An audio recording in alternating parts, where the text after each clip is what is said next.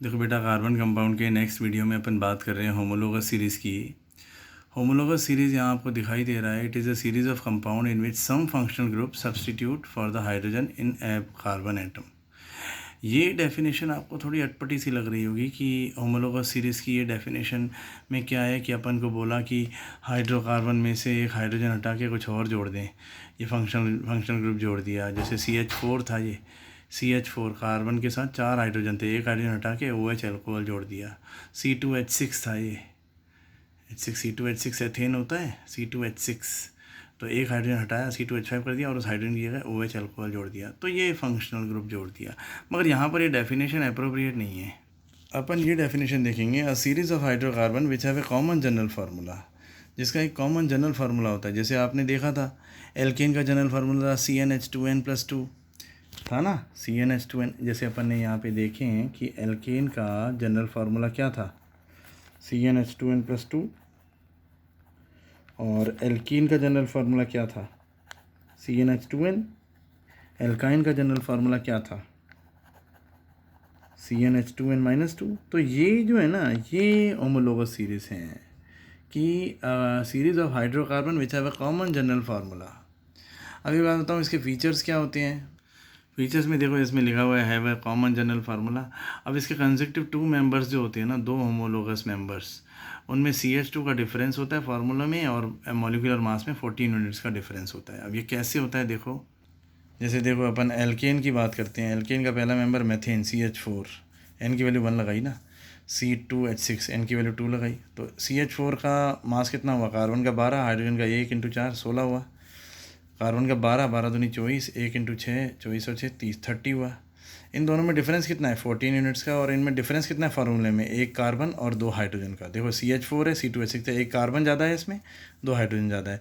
तो consecutive 2 members of the homologous series have the difference of the 14 unit in the molecular mass and the CH2 units in the molecular formula. अब जैसे जैसे अपन आगे बढ़ते जाते हैं, boiling point, melting point increase होते जाते हैं, उनकी सॉल्युबिलिटी डिक्रीज होती जाती है।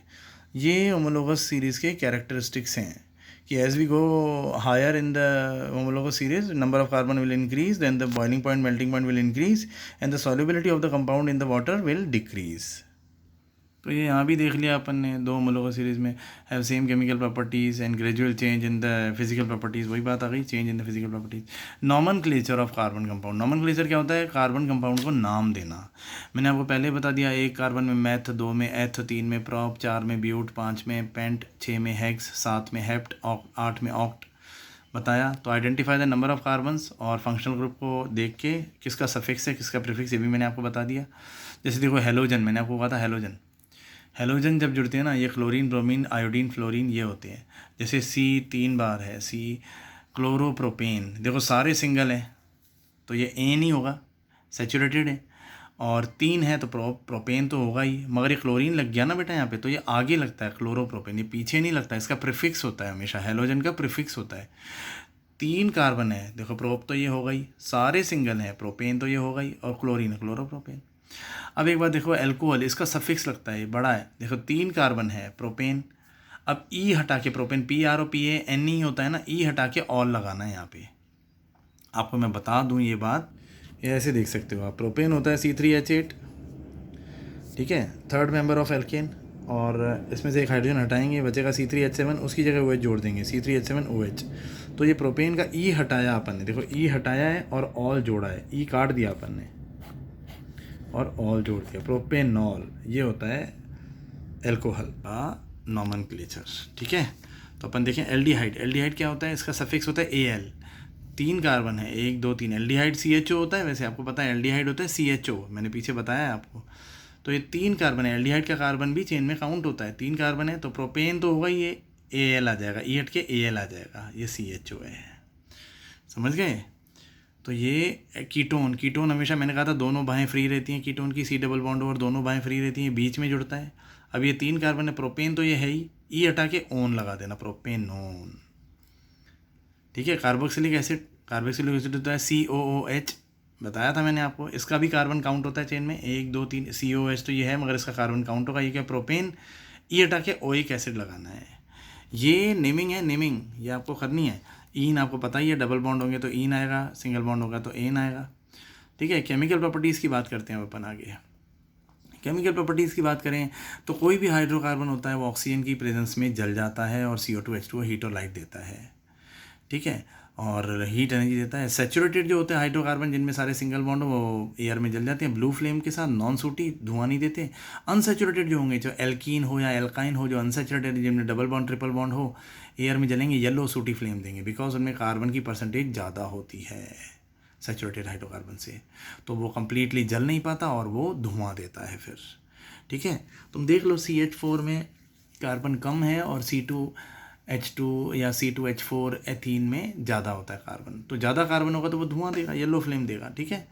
ऑक्सीडेशन की बात करते हैं। ऑक्सीडेशन आपको पता है क्या होता है? ऑक्सीडेशन होता है ऑक्सीजन का जुड़ना। कहीं पर भी ऑक्सीजन जुड़ जाएगी तो वो ऑक्सीडेशन हो जाएगा। ऑक्सीडेशन जैसे देखो, ऑक्सीडेशन करने के लिए, ऑक्सीजन जोड़ने के लिए, किसी में भी ऑक्सीजन जोड़ना है तो उसके लिए ऑक्सीडाइजिंग एजेंट होते हैं। जैसे अपन देखें अल्कोहल है, ये अल्कोहल है, अब इसके साथ ये अपना ऑक्सीडाइजिंग एजेंट है, ये आपको याद रखना है, एल्केलाइन KMnO4 या एसिडिफाइड K2Cr2O7, पोटेशियम परमैंगनेट या पोटेशियम डाइक्रोमेट, इसको कहते हैं पोटेशियम डाइक्रोमेट, K2Cr2O7, ये किसी डिटेक्टिव का नाम लगता है ऐसे, K2Cr2O7 एजेंसी, और एल्केलाइन KMnO4। तो अल्कोहल ऑक्सीडेशन होके एसिड में कन्वर्ट हो जाता है। अब ऑक्सीडेशन होता क्या है? या तो हाइड्रोजन का हटना या ऑक्सीजन का जुड़ना, या दोनों हो रहे हैं। मैं आपको दिखाता हूँ।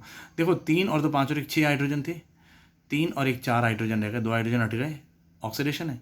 ऑक्सीजन 1 था, या 2 हो गए, ऑक्सीजन है, ऑक्सीडेशन है। तो ऑक्सीडेशन का मतलब ही यही है, या हाइड्रोजन हट जाए या ऑक्सीजन जुड़ जाए, या दोनों काम हो रहे हैं। तो अल्कोहल ऑक्सीडेशन से एसिड में कन्वर्ट हो जाता है। नंबर ऑफ कार्बन सेम है, देखो 2 कार्बन का अल्कोहल है, 2 कार्बन का एसिड है, ठीक है। ये आपको याद रखना है। कल को आपसे पूछें ब्यूटेनॉल से कौन सा बनेगा? Butanoic acid. एथेनॉल से कौन सा बनेगा? Ethanoic acid.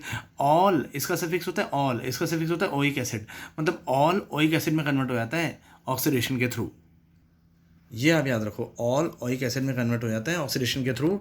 और ऑक्सीडाइजिंग एजेंट होते हैं, मैं आपको बता देता हूँ, 2 बार आपको K2Cr2O7 पोटेशियम डाइक्रोमेट या एल्केलाइन KMnO4। एल्केलाइन लिखना ज़रूरी है क्योंकि एक और तरह की भी KMnO4 पोटेशियम परमैंगनेट होती है, ठीक है। ये क्या है?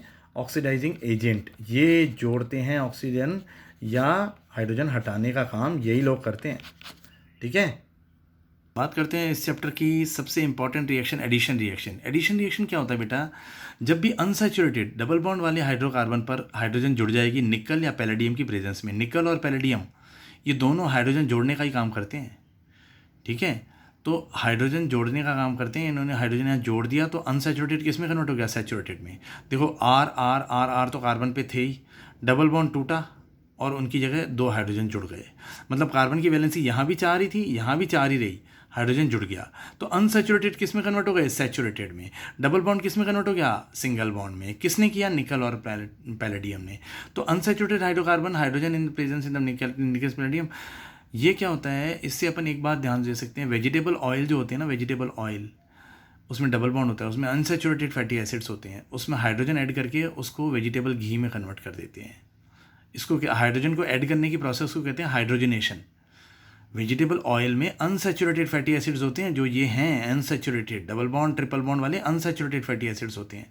तो वेजिटेबल ऑयल में जब हाइड्रोजन ऐड करते हैं तो वेजिटेबल घी बन जाता है, इसको कहते हैं हाइड्रोजनेशन। और अनसैचुरेटेड, सैचुरेटेड जो होते हैं अपने, वो हार्मफुल होते हैं हमारी बॉडी के लिए, सैचुरेटेड फैटी एसिड्स। तो हमेशा अनसैचुरेटेड ही यूज़ करने चाहिए हमेशा। वेजिटेबल ऑयल ज़्यादा यूज़फुल होता है वेजिटेबल घी से। Saturated fatty acid animal fat में भी होता है, हमें चिकन मटन भी नहीं खाना चाहिए, वो हमारी बॉडी में, हार्ट में कोलेस्ट्रॉल की फॉर्म में जम जाता है। तो सैचुरेटेड फैटी एसिड्स हमारे लिए हार्मफुल होते हैं। घी भी हार्मफुल ही होता है, घी भी नहीं खाना चाहिए, और अनसैचुरेटेड फैटी एसिड्स वाले ही ऑयल खाने चाहिए। ये देखिए, हम आपको दिखा दें यहाँ पे CH2 डबल बॉन्ड CH2, ये एथीन थी, कोई भी एल्कीन ले ली मैंने, H2 हाइड्रोजन ऐड किया, हाइड्रोजन दोनों 2 हाइड्रोजन तो थे ही इस पर। ये देखिए एल्कीन का स्ट्रक्चर यहाँ पे बनाया हुआ है, CH2 डबल बॉन्ड CH2, ये हाइड्रोजन जुड़ा तो एक हाइड्रोजन यहाँ जुड़ गया, एक हाइड्रोजन यहाँ, मतलब ये क्या बन गया? 2 कार्बन की एल्कीन थी, 2 कार्बन की एल्केन बन गई। अब मतलब एथीन से एथेन बन गया, अनसैचुरेटेड से सैचुरेटेड हो गया। और हाइड्रोजन का जुड़ना क्या कहलाता है? हाइड्रोजनेशन। ये मैं आपको बताऊँ, ये बहुत इंपॉर्टेंट रिएक्शन है। वेजिटेबल ऑयल से वेजिटेबल घी बनता है, और अनसैचुरेटेड फैटी एसिड से सैचुरेटेड बन जाते हैं। सैचुरेटेड हार्मफुल होते हैं, ठीक है ना।